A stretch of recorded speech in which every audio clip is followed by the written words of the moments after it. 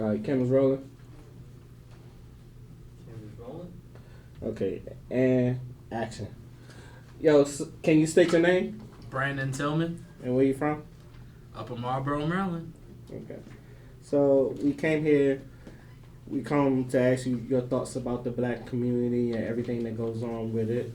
So my first question is, what are your thoughts about the black community? That's a broad. I see that as a broad question because there's a lot that takes place in it. There's a lot you can say is negative, but there's a lot that you can say is positive at the same exact time. Like you see a lot of the violence that goes on, but that's because that's what gets pushed the furthest. Then again, no one sees all the community work that goes on. No one sees the cookouts that people have just sitting up in the mall parking lot on a random weekend just because it's a good day that day. Like, and everyone gets, it's not like you pay for the food, it's free. No one sees the people that get protected constantly. No one sees the people working with each other constantly. No one sees the people giving each other money, giving each other whatever they need to get forward. Well, that's kind of a broad question. It is a broad question because my next question is like, what are the positives and the negatives you've seen about the black community? Oh, that's great. Wonderful. So, which one you want me to go with first? Let's go with the positive. Oh, okay, that's easy. You see a growth rather in the want for knowledge. Like there's a hunger for knowledge, not just like, oh, it's a book, I can look at it, that's nice. Like, nah, they really want to know now. And it's mainly because once you begin to deprive a person of something, but you show them what can exist, they begin to want it. Because they want exactly what the other person does. And I like that. I like that hunger. I like that thirst for knowledge. I love that. There is a promotion of each other going on a lot now, which is good. You know, it's about time. Because there was a time where everyone was secretive about everything. All the time. There was a time period where a lot of black people didn't like to tell anything that went on in their life. They didn't like to tell their family things that went on in their life. But now a lot more stories are getting out there. A lot more people are being more open. And I think that's a big part to us moving forward as like a people. It helps our culture move forward. It helps us begin to understand each other. It helps us begin to understand where we came from, how we were able to come from where we came from to the point we're at now. That's good. Okay, so what about the negatives? More specifically, what problems do you see in the black community? There's a lot of me syndrome. There's a lot of the me and I syndrome going on, which is not good. Like, it's nice to have that at times when you absolutely need it, but we have it too often. Too often there's not a we that goes on, like, oh, hey, how can I help you? Not a, oh, how can you help me only? Not a, oh, hey, what can we do today? What can we do to move you forward? What can we do to move each other forward? What can we do to help each other, reach our end goal? Even though they're two different goals, there are ways that our paths can cross. Like, it's no one really wanting to do that anymore. So you believe in a crabs in a barrel mentality? Yeah, but the only reason I believe in the crabs in a barrel mentality is because the crab is not naturally in a barrel. So to be put in a barrel, you're going to turn against everything around you to get out of it. Because that's not your home. That's not where you're from. That's not where your mind is used to being at. So your mind automatically triggers into a mentality of I need to escape and at all costs. Okay. So what was it like for you growing up in the black community? Depended on which city I lived in at the time. Let's say well, I know you're from Baltimore. We start with Baltimore. Honestly, it's funny. Baltimore gets a bad rap on a lot of stuff, but in all honesty, when I was talking about those cookouts and things like that, we had a lot of that. You had a lot of that going on down the street from Cherry Hill, which a lot of people are apparently scared to go to, which is understandable because there's a lot of crime that happens around there in Hanlon Park, but it's not as bad as it seems. Like, a lot of people make it seem like, oh, it's never going to be inhabitable, nothing like that, when in actuality, everyone can get along. There are days where everyone is at peace. There are days where you don't hear gunshots finally. There are days you don't hear an ambulance coming to the street. There's days you don't hear a fire truck. There are days where you don't have to worry, oh, am I going to make it down the street to my house from school? Like, you don't have to worry about that. It's some cool days. Did I see a lot of, I guess, colorism? Yeah. You saw it a lot. If you saw a light-skinned chick walking down the street, automatically she was more beautiful than the dark-skinned chick that was walking down the street, regardless of how similar their features were. Mainly because her skin color was lighter, but that's what we saw. That's what was shown to us more often, is that, hey, if you have this one, she's more beautiful than the dark-skinned chick over there. Yeah, which leads into my next question, because you see, I know I've seen a lot of rap videos. They always talking about yellow bones, red bones. There's kind of few talking about the dark-skinned women. So you yourself, have you ever felt like disrespected by your skin tone, of your skin tone? Not by my skin tone. By my skin color in general, yeah. Plenty of times. By people of my own race and outside of it. Like, it all depends on your mindset when you get into a different environment. A lot of people don't try to accept others in a different mindset. That's where you have black people calling Black Lives Matter a terrorist organization. That's why you have a lot of black people saying, oh, everyone has the crab in a bucket mentality, but no one realizes why they have that mentality. That's why you have colorism going on, but no one explaining where it came from. No one explains like why this still goes on today. No one explains why it's a problem. Everyone kind of just passive aggressively lets it go on.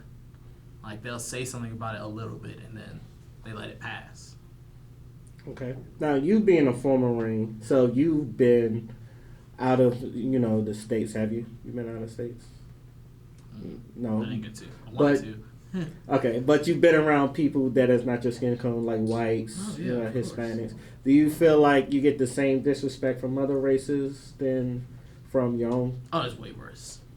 It's way worse outside, honestly. A lot of people will say it's worse inside. In all honesty, it's worse outside because they really don't care. Like, they legitimately feel nothing. And it's not always that they are consciously doing what they're doing. They're doing what they were taught. So their subconscious mentality comes out. What they know comes out. So they automatically react to what they've been taught is wrong. If they've been taught seeing someone like me, hey, you need to protect this from that person, they're automatically going to be more wary around me than anything else. Most black people, I really don't have to worry about that. I haven't really worried about that with most black people. I could walk in a black neighborhood and feel comfortable. Whereas if I walk in a neighborhood that is probably majority white and not per se the hood, then I feel a little bit uncomfortable because I don't know what's going to happen. In the hood, at least I have something to expect. I have things I can expect to happen.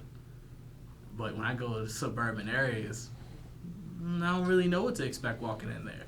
I could walk in and automatically not walk out just because of what I look like walking in. Have you ever had experiences with the police before? Yes. I almost got tackled out here at what was that, Boston Apartments? Really? Because the cop called for help for an Asian dude that he was wrestling to the ground, and the white cop that came for his backup instantly started charging at me. What? One of the few conveniences in which I can say thank goodness for that white couple that was over there that told him it was not me, it was the guy sitting on the ground. The sad part was I was in a suit. I just came from an interview over there. You was in a suit? I was in a suit and still got automatically targeted. Wow. Just because of my skin color. Yo, that's crazy, man. So, I also want to talk about things that are taboo in the hood, like homophobia. You hear that a lot of people don't really talk about homophobia in the hood. Me personally, I think it's a problem, but I don't think it's as big of a problem that everyone thinks it is. Do you agree or disagree? That no one talks about it? No, I agree that nobody really talks about it, but I hear a lot of like people that are gay and lesbian, the LGBT community. They say it's a That big homophobia is a problem. problem. Yeah, that homophobia is a problem in the neighborhood. And nobody really talks about it. But I personally think that it's not really as big of a deal as most people say. It's it's weird being from it. You kind of like just like it's an unspoken like cultural norm. It's an unspoken societal norm for us to see it go on. And no one really says anything because it's like, okay, we see that every day. That's how it's supposed to be.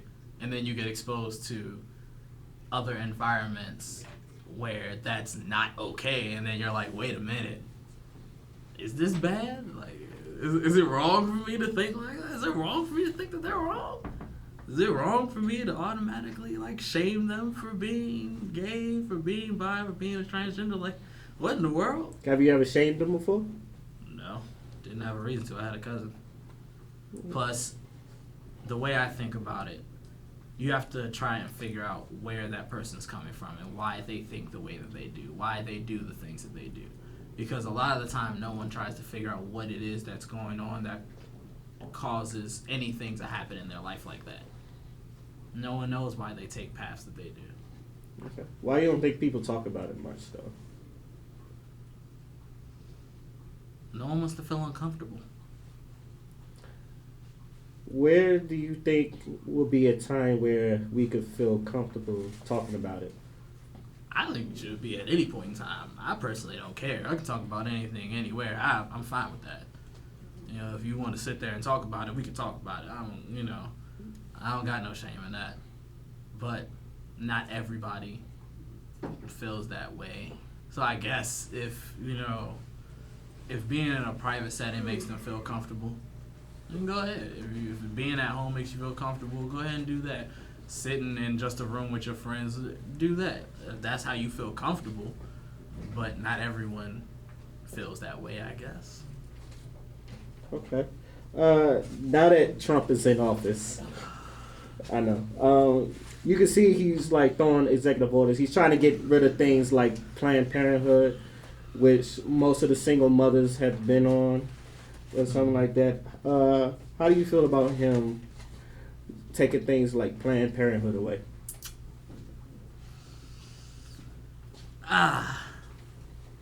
So, you want me to start with how I feel about him being in office, or you want to start with how I feel about what he took? You can start. Well, it's obvious we can all say, but you can say how you feel about him. Honestly, it's something that people were warned about. When you take a person who literally is just a mouthpiece, he literally embodies what the title of president is. It's literally just a figurehead that the rest of the government will speak through. Hence why with the election we had, when you notice that most of Congress is now Republican, you wonder why the things we have are happening. We wonder why Trump got put into office. It's not by the popular vote. The popular vote doesn't mean anything. It's just who the people like. He lost that, though. Notice that.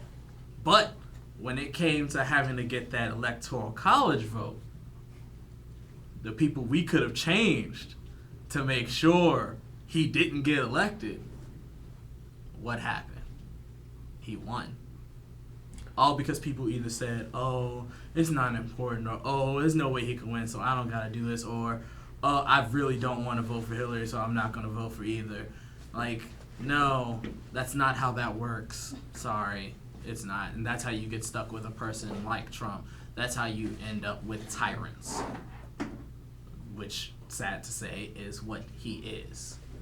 You can see it with how his cabinet works.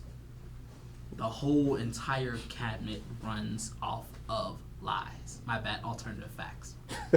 So how you feel about him taking things away, like trying to repeal Obamacare and Planned Parenthood? Oddly enough, I say it's karma. Why do I say it's karma? Because the majority of the people in this country who use it are not black. The majority of the people who fraud it are not black. The majority of people who fraud it and use it are white.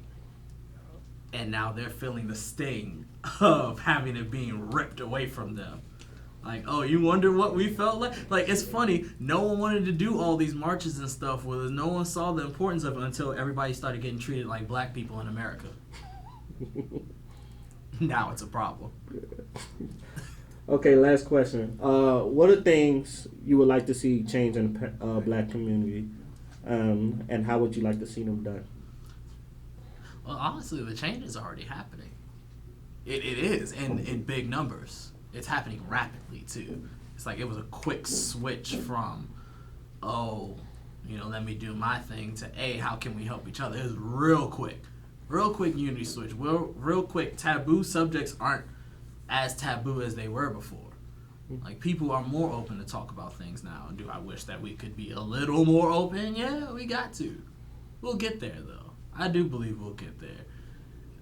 I believe people got to stop using the crabs in a barrel, because, like I said, that's not their original home. Not to say, oh, us going from North America back to Africa, that's how that works. No, it's not that. It's if you take a person and you place them in an environment that they're not accustomed to and that they don't know how to get out of, they don't know how that situation works. Like, you place a person into poverty all of a sudden, yeah, they're going to try and do everything they can to get out. That's not what they're accustomed to. They're accustomed to being able to at least live moderately comfortable. Like, yeah, we get sometimes we got to live paycheck to paycheck. That's nice. But at least we knew we were living comfortably. Now we're trying to live paycheck from this job to that job to that job to that job, paycheck to paycheck. We got 5 different paychecks trying to live in one place, and that's not with all the other things that would help make us comfortable. Okay. Thank you for your time.